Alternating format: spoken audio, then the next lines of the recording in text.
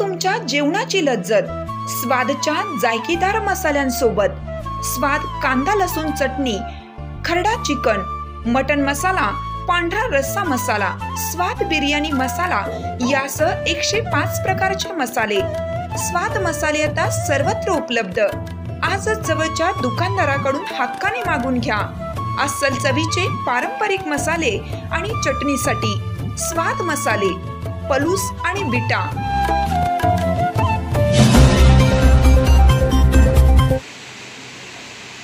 या क्रांती सहकारी साखर कारखान्याच्या एक अत्यंत नावाजलेल्या संकुलामध्ये इथं येत असताना आपल्या महाराष्ट्राचे आणि सांगली जिल्ह्याचे थोर सुपुत्र आणि थोर स्वातंत्र्य सैनिक क्रांती अग्रणी जी डी बापू यांना मी पलूस कडेगावच्या वतीने आणि कदम कुटुंबाच्या वतीने त्यांच्या स्मृतीस नम्रपणे अभिवादन व्यक्त करतो। आज एक वेगळ्या भावनेने आपण खरं इथं एकत्रित जमलेलो आहोत। आदरणीय अण्णांनी त्यांचं मनोगत व्यक्त केलं, आदरणीय किरण तात्यांनी त्यांच्या भावना व्यक्त केल्या आणि सन्मान्य शरद भाऊंनी त्यांच्या भावना व्यक्त केल्या।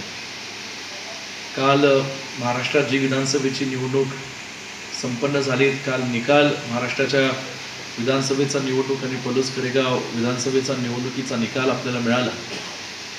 त्यात तर पलूस कडेगाव मतदारसंघातील सर्वसामान्य लोकांनी, जनतेने, माता भगिनींनी, तरुण कार्यकर्त्यांनी भरभरून मला प्रेम दिलात, आशीर्वाद दिलात आणि म्हणून मी प्रथमा पलूस कडेगावच्या सर्व मतदारांचे आणि सर्व या ठिकाणी लोकांचे मनापासून आभार मानेन। या विजयामध्ये निश्चित स्वरूपात महाराष्ट्राच्या निवडणुकीमध्ये आणि सांगली जिल्ह्याच्याही निवडणुकीमध्ये महाविकास आघाडी म्हणून आपण एकत्रितपणे या निवडणुकीला सामोरे गेलो होतो। काँग्रेस, राष्ट्रवादी काँग्रेस पक्ष, शरद पवार चंद्रजी गट, उद्धव बाळासाहेब ठाकरे गट, शिवसेना असे एकत्रितपणे आपण ही निवडणूक लढवली होती। महाराष्ट्रामध्ये जे एकत्रित वातावरण होतं आणि लोकसभेच्या निवडणुकीच्या पार्श्वभूमीवर थोडं एक चांगला आत्मविश्वास हा महाविकास आघाडीच्या नेत्यांमध्ये आणि कार्यकर्त्यांमध्ये होता की निश्चित स्वरूपात गेल्या काही वर्षांपासून जे महायुतीचा कारभार चालू आहे त्याला कंटाळून, त्याला वैतागून महाराष्ट्राची जनता लोकसभेप्रमाणे विधानसभेत सुद्धा महाविकास आघाडीला या निवडणुकीत कुठेतरी साथ देतील। खरं सांगायचं म्हटलं तर काल विजयाच्या आमच्या त्या मतमोजणीच्या अंतिम टप्प्यामध्ये आपल्या लाड कुटुंबाचे प्रतिनिधी आणि या ठिकाणी अण्णांच्या वतीने शरद भाऊही तिथं आलेले होते आणि आम्ही चर्चेला बसलो होतो। महेंद्र आप्पाही माझ्यासोबत होते आणि जसे महाराष्ट्राचे निकाल येत होते दुपारी 2 वाजेपर्यंत आम्ही सगळे जरा आश्चर्यचकित झालो।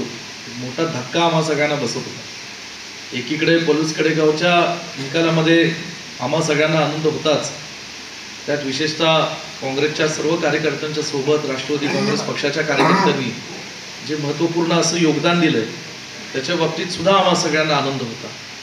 परंतु दुसरीकडे महाराष्ट्राचं जे काही चित्र आम्ही त्या 2-2:30च्या दरम्यान पाहत होतो ते पाहून खरं आम्हा सगळ्यांना एक मोठा धक्काही बसत होता आणि त्याच्यानंतर आम्ही सगळेजण त्या ठिकाणी पुढे गेलो। मी शरद भाऊंना सांगितलं की उद्या लगेच सकाळी मला जी डी बापूंच्या स्मृतीस अभिवादन व्यक्त करायचं, आदरणीय अण्णांना भेटून त्यांचे आशीर्वाद घ्यायचे आणि म्हणून या ठिकाणी हे सगळं आज मी इथं उपस्थित आहोत कारण मला फक्त अण्णांचे आभार मानायचे नाही, म्हणून अण्णांच्या आणि आपल्या सगळ्या कार्यकर्त्यांचे आभार मानण्याच्या व्यतिरिक्त मला हाही विश्वास द्यायचा आहे आजच्या या कार्यक्रमाच्या बैठकीच्या माध्यमातून की ह्यापुढे पलूस कडेगावच्या विकासाच्या बाबतीत, समाजकारणाच्या बाबतीत, राजकारणाच्या बाबतीत आपण सगळे एक दिलाने, एक विचाराने हा विश्वास खरं तर देण्याकरता आज मी या ठिकाणी आलो आहे आणि वास्तविक पाहता ही काळाची गरज आहे आता। कारण मी मध्यंतरी एका कार्यक्रमात अरुण अण्णांचा एक वेगळा आदराने उल्लेख केला होता की ज्यावेळेस महाराष्ट्रामध्ये एक सेक्युलर विचारधारेवर, पुरोगामी विचारधारेवर आक्रमण झालं आणि जातीयवादी शक्तींचे हे पक्ष हे लोकांना फसवणूक करून त्यांची दिशाभूल करून आपल्या जनतेची ही वाढत लागली महाराष्ट्राच्या राजकारणामध्ये, तेव्हा हे काय महाराष्ट्राच्या 5-10 वर्षात घडत गेलं त्यामध्ये खरं अरुण अण्णांनी सुद्धा कधी राष्ट्रवादीचा विचार किंवा शरद पवार साहेबांची साथ सोडली नाही. आणि खरं वास्तविक पाहता गेल्याही काही वर्षांपूर्वी जे महाराष्ट्राच्या राजकारणामध्ये घडलं, दुर्दैवाने राष्ट्रवादी काँग्रेस पक्षामध्ये फूट पडली, शिवसेनामध्ये फूट पडली, त्यामध्ये निष्ठा आणि प्रामाणिकपणेचं एक अत्यंत चांगलं उदाहरण हे अरुण अण्णांनी सुद्धा सांगली जिल्ह्याने महाराष्ट्राला दाखवून दिलं. आणि ते त्या अशा राष्ट्रवादी काँग्रेस पक्षाच्या शरद पवार साहेबांच्या कठीण काळामध्ये, संघर्षाच्या काळामध्ये त्यांनी त्यांचा विचार हा भक्कम ठेवला आणि पवार साहेबांनी राष्ट्रवादी काँग्रेसच्या सोबत राहून त्यांनी पुन्हा त्यांचं काम या ठिकाणी चालू ठेवलं. आणि खरोखरच हेच एक नैतिकता फार महत्त्वाची आहे. स्वातंत्र्य सैनिक क्रांती अग्रणी जी.डी. बापूंनी सुद्धा त्यांची नैतिकता देशाच्या स्वातंत्र्य लढ्यासाठी ठेवलेली आणि ती नैतिकता त्यांनी शेवटच्या क्षणापर्यंत, मग स्वातंत्र्य लढ्या मिळाल्यानंतर सुद्धा देशातील जे काही महाराष्ट्रातील सांगली जिल्ह्यातील गोरगरीब शेतकरी कष्टकरी असतील त्यांच्या न्याय हक्कासाठी, त्यांचा आवाज उठवण्यासाठी जी.डी. बापू सातत्याने आवाज उठवत होते. त्यांनी आत्ताच अण्णांनी विधान परिषदेतलं त्यांचं एक उदाहरण दिलं.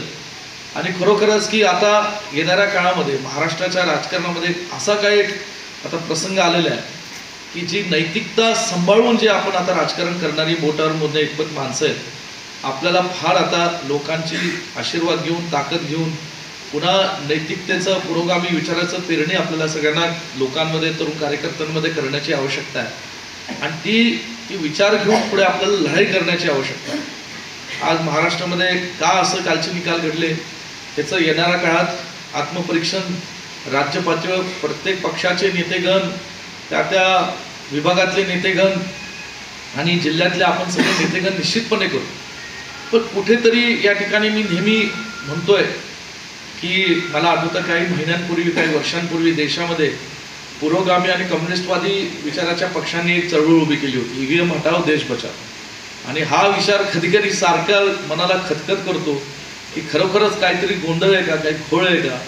कारण जी माणसं या ठिकाणी आज म्हणजे काही महाराष्ट्रातले असे धक्कादायक निकाल लागलेले, जिथं लोकसभेमध्ये प्रचंड मताधिक्य त्या विधानसभेमध्ये महाविकास आघाडीला होतं, जिथं त्या नेत्यांचं प्रचंड मोठं काम त्या विधानसभेत चांगलं आहे, त्यांची कार्यकर्त्यांची फळी आहे किंवा संस्थात्मक फळी आहे, आणि अशा ठिकाणी सुद्धा जर दुर्दैवाने काही पराभवाला सामोरं जावं लागत असेल कुठेतरी काहीतरी गडबड आहे.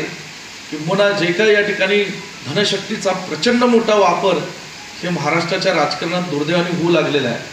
या सगळ्या गोष्टींपासून जर आपल्या सर्वांना वाचायचं असेल, लोकांना वाचवायचं असेल, तर आपल्याला निश्चितपणे किरण तात्या तुम्ही म्हणताय तसं, शरद भाऊ म्हणताय तुम्ही, एकत्रितपणे आता प्रामाणिकपणे एकमेकांना सोबत हाताशी धरून आपल्याला काम करणं आवश्यक आहे. पलुसकडे गावामध्ये सुदैवाने आपल्याला स्वर्गीय यशवंतराव चव्हाण साहेबांचा वारसा आहे, क्रांती अग्रणी जी.डी. बापूंचा वारसा आहे, स्वर्गीय पतंगरावजी कदम साहेब, जसं ह्यांनी शैक्षणिक क्षेत्रात कडेगाव तालुक्यातला दुष्काळ मिटवण्याकरता अहोरात्र प्रयत्न केलं, तसं समाजकारणाचा राजकारणाचा वारसा आहे. मग आपल्या सगळ्यांची एक ही बाजू फार भक्कम आहे आणि ही बाजू ठेवून आपण जर सगळी नवी पिढी एकत्र काम करून राहिलो तर मला खात्री आहे की माणसं, जनता आपल्या पाठीशी खंबीरपणे उभे राहील. कारण आपण कधी कुणाचं काही चुकीचं वागलो नाही, कधी कुणाचं नुकसान केलं नाही. आज तुम्ही ज्या संस्था चालवताय त्या उत्तम चालवताय, आम्ही संस्था चालवतोय त्या उत्तम आम्ही चालवतोय. आणि म्हणून या ठिकाणी आता मला असं वाटतं की पलूस कडेगाव तर सांभाळलाच पाहिजे. जिल्ह्यात सुद्धा हा पुरोगामी विचार, हा सेक्युलर धारेचा विचार आपल्याला कसा रुजेल याच्याकरता सुद्धा तुम्ही आम्ही सगळ्यांनी विचार करायला पाहिजे. मला असं वाटतं की काल खरं सांगितल्याप्रमाणे पलूस कडेगावचे काही प्रश्न अजून शिल्लक आहेत आणि ते प्रश्न सोडवण्याकरता अण्णा योगायोगाने तुम्ही विधान परिषद आहात, मी विधानसभेत आहे, आणि कार्यकर्त्यांच्याही भावना ज्या काही कुठल्या कुठल्या गावातल्या असतील, कुठल्या परिसरातल्या असतील, कडेगाव तालुक्यातल्या, काही पलूस तालुक्यातल्या असतील, त्या समजून घेऊन हा आवाजसुद्धा सातत्याने विधिमंडळात सभागृहामध्ये उठवण्याचं काम करू. सरकार जरी आपलं नसलं तरी तुम्ही काही काळजी करू नका. मी तुम्हाला सगळ्या आपल्या कार्यकर्त्यांना विश्वास देतो की लाडांचं आणि कदमांचं एवढं वजन आहे की महाराष्ट्रातलं कुठलंही सरकार असलं तरी या ठिकाणी आमचा शब्द आणि पलूस कडेगावच्या विकासाचा प्रश्न हा कुणी डावलू शकत नाही. निश्चितपणे यामध्ये महेंद्रप्पा असतील, किरण तात्या असतील, शरद भाऊ असतील, आम्ही सगळेजण एकत्रितपणे काम करू, तुम्हा सगळ्या कार्यकर्त्यांना विश्वासात घेऊन काम करू. जयदीप काकांनी प्रास्ताविक करत असताना सांगितलं की हे सगळं आपण एकत्रित आलो, बऱ्याच वर्षानंतर आलो म्हणून काही कार्यकर्त्यांना ते रुजलं, काही कार्यकर्त्यांना कदाचित ते रुजलं नसेल, सगळ्यांनी चांगलं काम केलं, काहींनी केलं नसेल, पण जे काय असेल आज महत्त्वाचा मुद्दा असेल की मी, अण्णा, शरद भाऊ, महेंद्रप्पा, किरण तात्या आम्ही एका व्यासपीठावर आहोत आणि ते एका व्यासपीठावर कायमचं राहणार आहोत. या दृष्टीने आपण सगळ्यांनी आता निर्णय घेतला पाहिजे की एकत्रितपणे काम करायचं. आपल्या मतदारसंघात कुठलाही चुकीचा विचार, चुकीचा राजकारणाची पद्धत, चुकीच्या पद्धतीने कार्यकर्त्यांना जनतेला फुलवण्याची पद्धत ही आपल्या या ठिकाणी मतदारसंघात येऊ नये, येता कामा नये, याची काळजी आपण सगळ्यांनी घ्यायला पाहिजे असं प्रामाणिकपणे या ठिकाणी मला वाटतं. पुन्हा एकदा राष्ट्रवादीच्या कार्यकर्त्यांनी आणि या ठिकाणी मानणाऱ्या पवारसाहेबांना मानणारा जो काही आपला वर्ग आहे, अण्णा तुमच्यासोबत आज काम करणारा जो काही वर्ग आहे, त्या सगळ्या लोकांनी चांगली साथ दिली, त्याबद्दल मी निश्चितपणे त्यांचंही मनापासून आभार मानतो. शिवसेनेच्या आमच्या पदाधिकाऱ्यांचा आभार मानतो. आणि आज हा इथला विचार आणि आशीर्वाद घेऊन कदम साहेबांच्या एक प्रेरणेने, आदरणीय मोहनराव कदम दादांच्या मार्गदर्शनाखाली आणि कुंडलकरांच्या या सर्व आमच्या मायबाप जनतेच्या आशीर्वादाने, साथीने येणाऱ्या काळात कुंडल गावासह पलूस तालुका आणि कडेगाव तालुक्याच्या विकासासाठी आपण एकत्रितपणे निश्चितपणे काम करू. आज मला एवढंच सांगायचं आहे की निवडणुकीच्या काळामध्ये अण्णा मला जाता आता सांगायचं की 2 जेवणं आम्हाला मिळाली. एक तात्यांचं शाकाहारी मिळालं आणि एक शरद भाऊंचं मांसाहारी जेवण मिळालं. आणि म्हणून आता आमचं सुद्धा एक शाकाहारी आणि एक मांसाहारी जेवण तुम्हाला शरद भाऊ आता आम्ही तुम्हाला देणं आहे. पण आमचा कदमांमध्ये सवय काय, एखाद्याने आम्हाला प्रेम दिलं तर आम्ही डबल प्रेम देतो, म्हणून आमचे 2 शाकाहारी आणि 2 मांसाहारी जेवण की तुम्हाला आम्ही देणं लागतं. त्यात या ठिकाणी अण्णा माझी विनंती आहे, सगळे तुमचे जेवढे इथं या सभागृहात बसले ती सगळी घेऊन या आमच्या जीवनाला, अशी माझी विनंती राहील. जेणेकरून हे नातं आता जे आपलं सगळ्यांचं चांगल्या भावनेने आपण काम करायला लागतोय हे खालपर्यंत गेलं पाहिजे आणि मनापासून लोकांपर्यंत, कार्यकर्त्यांमध्ये मेसेज गेला पाहिजे की खरोखरच या महाराष्ट्राच्या वातावरणात हे एक असं मतदारसंघ आहे, ही 2 आता कुटुंब, ही माणसं अशी आहेत जी खंबीरपणे पुरोगामी विचार हा काँग्रेस पक्षाचा आणि सगळ्याच राष्ट्रवादी पक्षाचा विचार हा एकत्रित घेऊन या ठिकाणी महाराष्ट्रामध्ये चांगलं काम करतायत. आपण सगळेजण या ठिकाणी जमलात. पुन्हा एकदा अण्णा आपले आणि आपल्या सगळ्या लाड कुटुंबाचे, राष्ट्रवादीचे मी मनापासून या ठिकाणी आभार मानून मी माझं मनोगत थांबवतो. जय हिंद, जय महाराष्ट्र.